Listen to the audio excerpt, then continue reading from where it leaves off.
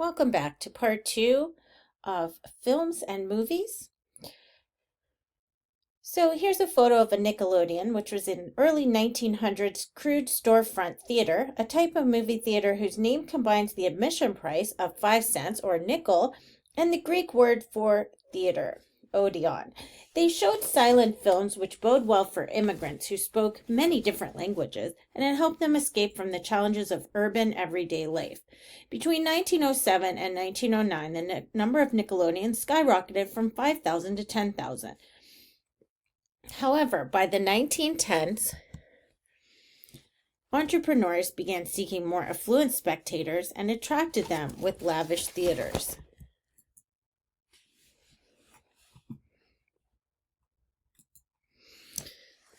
So here's some Broadway theaters you can see.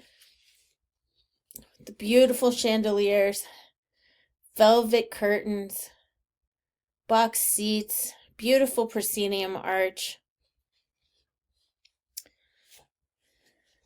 Truly extravagant. So, motion pictures in American culture. By the 1910s, movies had become a major industry, and entrepreneurs developed many tactics for controlling it, including monopolizing patents of film-related technologies and dominating the three pillars of the movie business. Those three pillars are production, distribution, and exhibition. So, production is really making movies. Once companies learned that audiences preferred specific actors to anonymous ones, they signed exclusive contracts with big name actors. Mary Pickford was one of those. She was considered America's sweetheart and formed her own company, United Artists, with Douglas Fairbanks, Charlie Chaplin, D.W. Griffiths.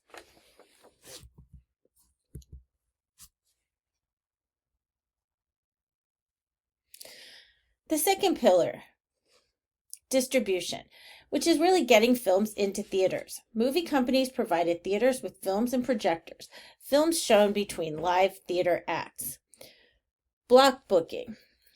What is that? Well, movie executors who wanted access to popular films with big stars had to also rent new or marginal films with no stars.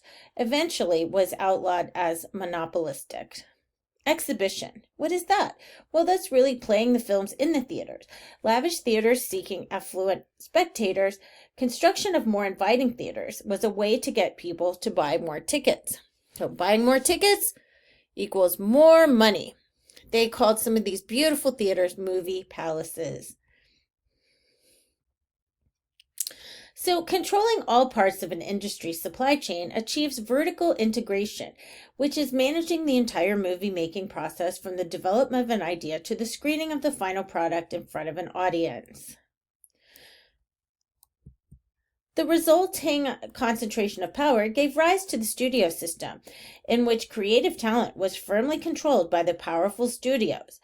The Big Five, during the golden age of film, made up this new film oligopoly, where oligopoly means industry is controlled by a few companies, a little different than a monopoly. So the Big Five at that time were Paramount, MGM, Warner Brothers, 20th Century Fox, and RKO. The little three included Columbia, Universal, and United Artists. Thomas Edison attempted to control the industry formed in the Motion Picture and Patents Company, known as the Trust, in 1908. A cartel of French and U.S. film producers, the company pooled film technology patents, acquired most film distributorships, and signed an exclusive deal with George Eastman for film exclusively for Edison's project. The trust broke up due to restraint of trade violations in 1917. So let's talk about the development of style. In 1915, movies were narrative but silent. They used varied camera distances, close-up shots, multiple storylines, fast-paced editing, and symbolic imagery. Movies became about how to tell a story. D.W. Griffith used all of these techniques in his film The Birth of a Nation, 1915, the first feature-length film produced in America, which was over 1 hour long. In 1927, sound, talkies, sound pictures In 1927, the studio produced The Jazz Singer with Al Jolson, which was a feature-length silent film intersped with musical numbers and brief dialogue. The 1928 release of The Singing Fool became the real breakthrough of talkies, costing $200,000 to make. The film raked in a whopping $5 million and proved to all doubters that talkies were here to stay. In 1930s, we had the Paine Fund that studied media effects and linked watching movies to juvenile delinquency. Through the 1950s, newsreels continued to influence broadcast news reporting. Fox premiered sound film newsreels, which were 10-minute compilations of news events from around the world. Fox's newsreel company, Movietone, showed the takeoff and return of Charles Lindbergh, who piloted the first solo nonstop flight across the Atlantic. So just showing you a couple early movie actors and actresses. So here you'll see on the left Ginger Rogers and Fred Astaire, and that is from one of their movies, The Gay Divorcee. They had other famous films, including Top Hat, where they acted, danced, and sang, and it was always sort of a funny little misunderstanding in their movies. Boy meets girl, girl leaves boy, girl and boy end up together. You get the idea. Those were like 1930s escapism films where people were trying to escape the Depression. On the right, you'll see Mary Pickford. I mentioned her before. An earlier actress who helped form United Artists with her husband, Douglas Fairbanks, among others.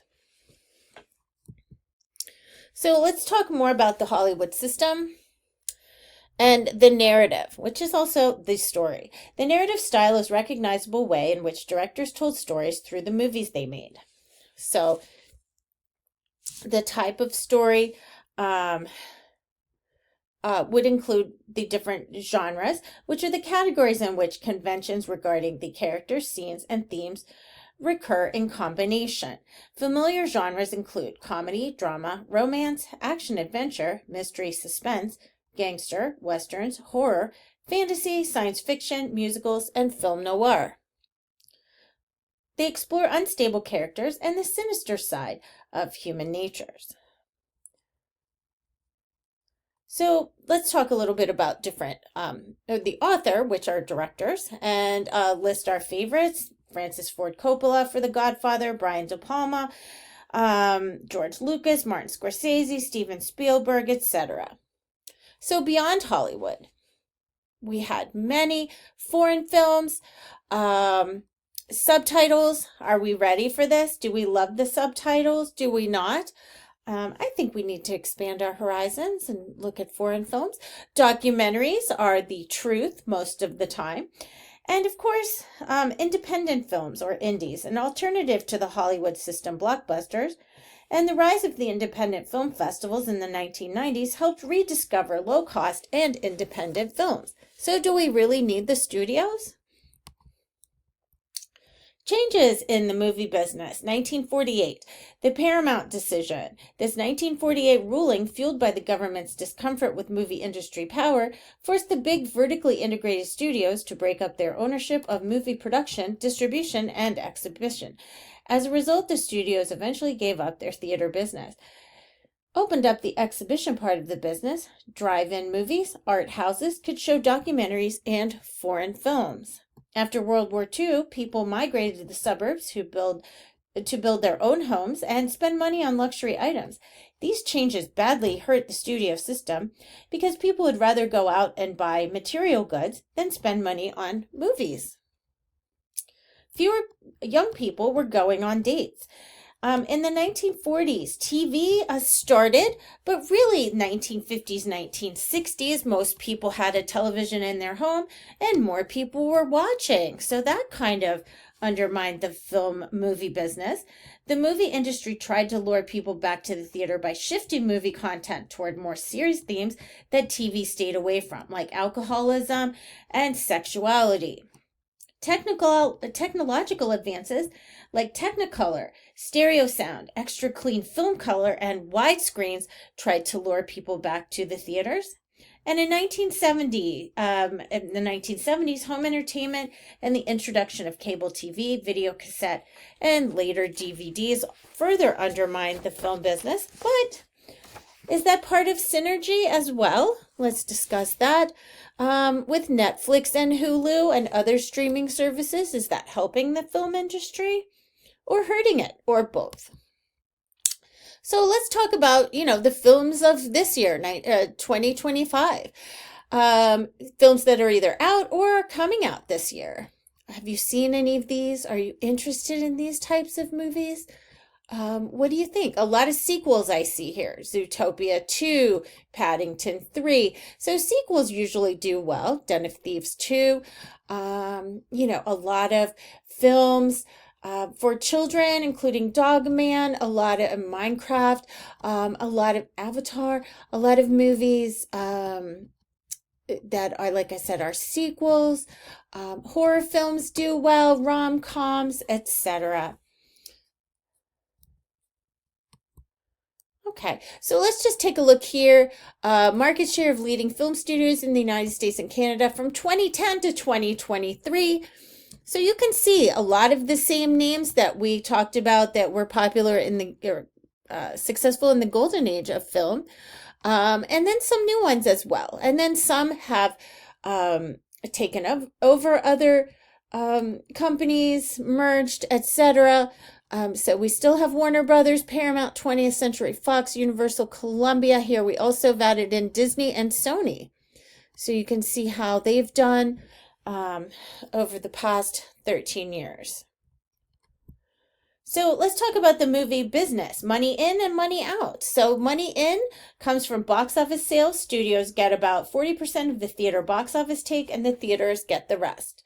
DVD rental of video rental sales and rentals, sales to the home video market, video on demand, subscription streaming, Blu-ray, DVD sales and rentals typically start about 3 to 4 months after a theatrical release and generate more revenue than domestic box office income for major studios. Cable and television outlets, this includes premium cable like HBO and Showtime, and network and basic cable showings. The syndicated TV market also pays the studios on a negotiated film-by-film basis. Foreign distribution. Studios earn revenue from distributing films to foreign markets. Licensing and product placement. Studios earn revenue from merchandise licensing. Licensing sales of action figures representing movie characters. Also, companies that make cars, snacks, and other products also pay studios to place their products in movies so that actors will be shown using these products. Reese's Pieces were featured in E.T. back in 1982 after Eminem said they didn't want to be in the film. Can you imagine?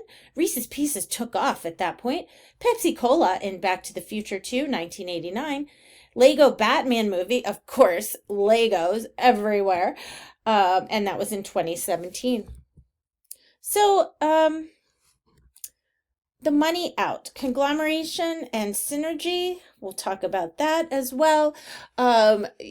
Movie studios have to pay for it. Production, which is a huge cost. Marketing and advertising, also print, post-production, editing, putting everything together. Sound mixing, sweetening, distribution, exhibition, and acquisitions. So synergy is the promotion and sale of a product through the various subsidiaries of a media conglomerate, providing powerful advantage to large movie studios. Disney promotes their movies as well as books, soundtracks, shorts. Disney buys studios like Pixar and Marvel. And the Big Six, as they call it for today, account for about 87% of the revenue generated by commercial films, with Warner Brothers, Paramount, 20th Century Fox, Universal, Columbia Pictures, and Disney. That's all I have for you today. Thanks for listening, and have a wonderful afternoon. I hope you've enjoyed our motion picture and images chapter.